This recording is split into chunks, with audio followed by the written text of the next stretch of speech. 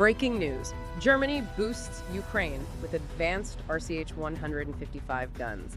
It is Saturday, January 31, 2026, and the ground under the world of artillery warfare had it's just completely shifted.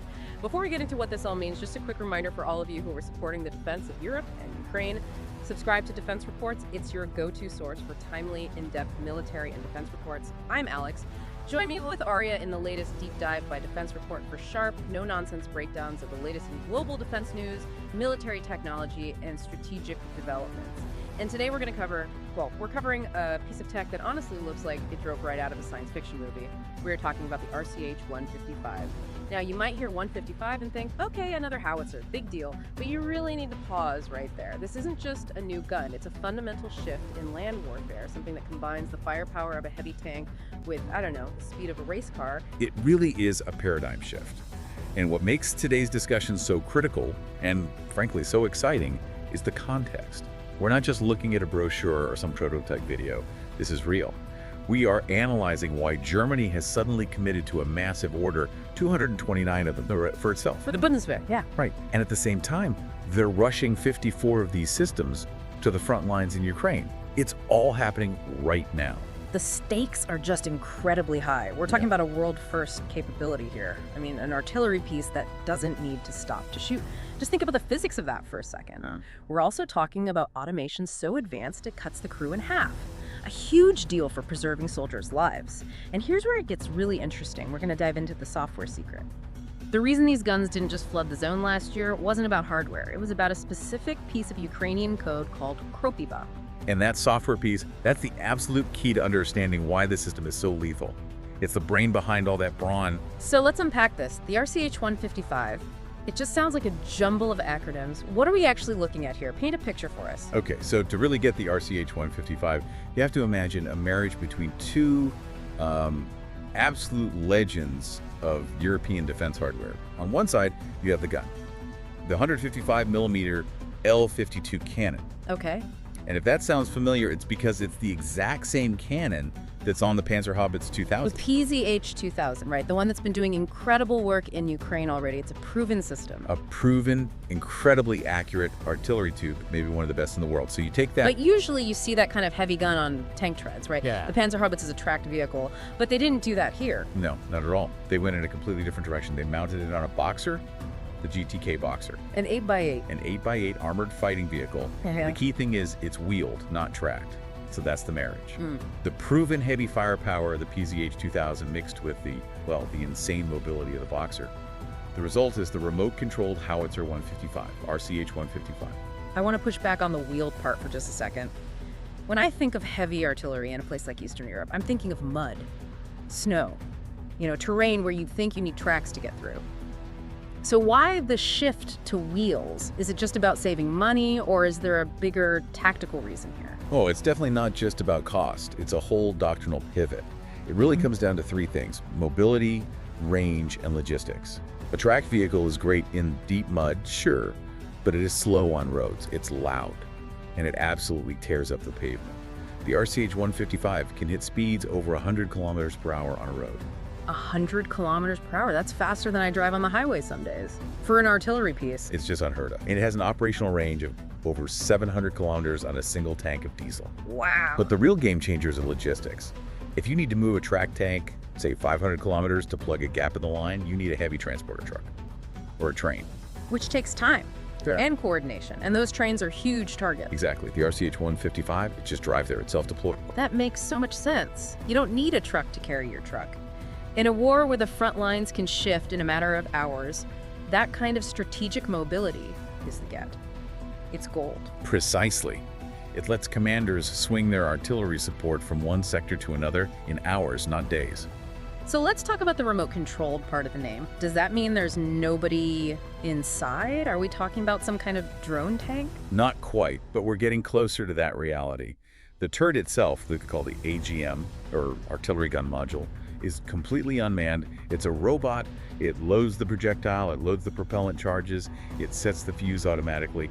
There's no human loader in there getting tired after lifting 40-kilogram shells for an hour straight. That's a huge departure. The rate of fire on a normal gun always drops after the first few minutes because the human loader just gets exhausted. Right, but a robot doesn't get tired, it doesn't get scared, and most importantly, it keeps the humans safe. The crew is sitting in the chassis, totally separated from the explosives. You only need a crew of two, a commander and a driver. That's it. Just two. Traditional self-propelled guns need 5, sometimes even more people. The RCH 155 cuts that human requirement in half. That's incredible for survivability. So if the turret takes a direct hit from, say, a Lancet drone and the ammunition cooks off. The turret burns, but the crew is in a separate armored safety cell down in the hull. They can survive. In older systems, a turret hit is almost always catastrophic for everyone on board. So this whole design is built around saving the soldiers, which for Ukraine is absolutely critical right now. It's paramount. Okay, so you've got a robot turret on a race car chassis, but the headline feature, the thing that everyone is whispering about, is this concept of shoot and scoot 2.0. We know, shoot and scoot. You stop, you fire, you pack up, and you drive away before the enemy can fire back. How does the RCH 155 change that game? Well, this is the tactical revolution. In modern war, especially what we're seeing in Ukraine, the battlefield is transparent. Drones are everywhere, counter-battery radar is everywhere. The second you fire a large gun, the enemy knows exactly where you are. So if you stay still for more than a minute, you die. Right. And even traditional shoot and scoot takes time. You have to stop, deploy stabilizers, fire, retract them, and then move. You're talking about minutes. Minutes you just don't have. Not when hypersonic counterfire might be on its way. The RCH 155. It's the world's first artillery system that can fire while it's moving. Wait, I want to make sure I get this, and that everyone listening gets this. It's driving down a road, bumping around, and it can fire a 155mm shell accurately without stopping. Yes, that's exactly it. It doesn't need stabilizer legs. It uses this hyper-advanced ballistic computer that's constantly recalculating the vehicle's position, its speed, the tilt, the terrain, everything. It adjusts the barrel instantly. It's like a sniper taking a perfect shot while riding a roller coaster.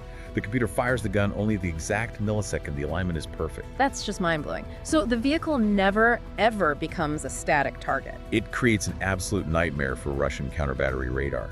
Their systems are designed to calculate a return trajectory from a stationary point. But there is no stationary point? Exactly. By the time their radar calculates where the shot came from, the RCH 155 is already hundreds of meters away from that spot, still moving at 50 or 60 kilometers an hour. Yeah. It's a moving target that shoots back. And it's not just firing pot shots, right? The firepower stats are serious. Very serious. It can fire 9 rounds per minute, and it has MRSI capability. Multiple rounds simultaneous impact. Unpack that for us, MRSI. It's a technique where the gun fires a burst of shells, maybe up to 5, all at different trajectories. It shoots the first one really high, the next one a bit lower, and so on. The computer calculates it so all 5 shells land on the target at the exact same split second. So if you're on the receiving end, it doesn't sound like one gun firing 5 times. It feels like an entire battery just hit you all at once. Exactly. It completely maximizes the shock effect. And the range is impressive. 40 kilometers with standard ammo, up to 54 with rocket-assisted VLAP projectiles, and maybe even 70 kilometers if they use the Volcano precision rounds. Which brings us directly to Ukraine. We mentioned that Germany pledged 54 of these units specifically for them, and the first one was handed over just last year, January 2025. That's right. Ukraine is the official launch operator. They're the first nation in the world to field this system in combat. It's a huge vote of confidence in the Ukrainian Artillery Corps. But there was a bit of a holdup. We're in January 2026 now, but the handover was a year ago? Why didn't we see these on the front line immediately? Was it just training? The training is a big part of it, and that's happening in Kassel, Germany. But the main reason for the delay was software. And this is a fascinating detail that really highlights Ukrainian innovation. This wasn't a case of Ukraine not being ready. It was Ukraine demanding an upgrade. An upgrade? Yes. They insisted on integrating their own combat management system, a piece of software called Kropiva, directly into the German hardware. Kropiva, that means nettle, right? Like the stinging plant. Exactly. It's a proprietary mapping and artillery software developed in Ukraine. People call it the Uber for artillery. K&DS, the manufacturer, actually had to delay the delivery to make sure the RCH 155 could talk to Kropiva seamlessly. Why is that so important? I mean, why not just use the German software that comes with it? Because Kropiva gets rid of the human middleman.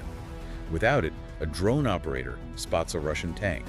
He has to radio the coordinates to the gun commander. The commander then has to type them into the computer. Which takes time, and you could make a mistake. A lot of time and a lot of room for error. With Krupiva fully integrated, that target data goes straight from the drone sensor to the gun's fire control computer. So the drone basically just texts the coordinates directly to the gun. That's a perfect way to put it. The RCH-155 receives the target, the turret snaps to the coordinates automatically, and the crew just has to authorize the shot. It creates a digital kill chain that is terrifyingly fast. This is Ukraine taking advanced German hardware and making it even smarter, even more lethal.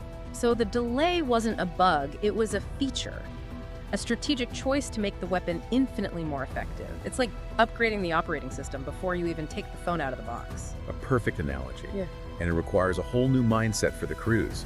They aren't just shell loaders anymore, they're managing a software-driven robotic weapon system. That's why the training in Castle has been so intensive. And I also read about a support vehicle that comes with these batteries, the ATO-30. Yes, the artillery interface and targeting object 30. It's another Boxer vehicle, but it looks like an air defense unit. It has the turret from a Puma infantry fighting vehicle with a 30mm cannon. So it's there to protect the Howitzers? Yes, it protects them from drones and ground threats, but its real job is to be the mobile battery command post. It's the brain. And the RCH-155s are the long-range fists. It keeps the commander safe and moving right alongside the guns. Now let's shift back to Germany. The breaking news we started with.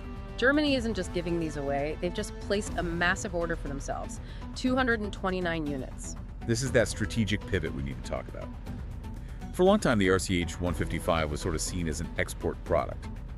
But this massive order for the Bundeswehr changes everything. It's a huge signal that Germany is modernizing its medium forces. They're prioritizing speed and rapid deployment over heavy tracked armor for a big part of their army. And it creates massive stability for the manufacturer, KNDS. Huge stability. Mass production in Kassel means the supply chain gets stronger. It means unit costs might even come down. And crucially, it means faster delivery for everyone, including Ukraine. Germany is effectively becoming Ukraine's top military backer by securing the industrial base for these critical weapons. It shows a real long-term commitment. There's a British connection here too, right? Something about the Trinity House agreement. Yes, the UK is watching this very closely. They need to replace their old AS-90s. So they've signed a deal to buy what they call early capability demonstrators of the RCH-155. It's basically a trilateral effort now. Germany, Ukraine, and the UK are all sharing data. The lessons Ukraine learns in the mud of the Donbass will directly inform how the British and German armies use this system in the future. That's an incredibly powerful feedback loop. Now, looking at my notes, there's one more feature here that just sounds, well, unexpected for an artillery piece. It says hunter-killer mode. That sounds like something a tank does. It is usually a tank term, yes.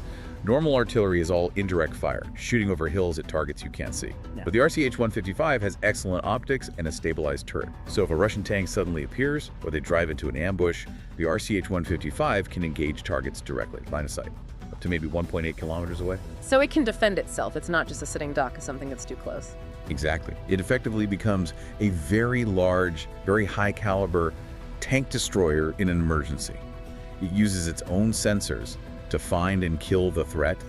It gives the crew a fighting chance they simply wouldn't have in an older system. And looking even further into the future, you mentioned earlier we're getting closer to having no crew inside at all. That is the ultimate design goal.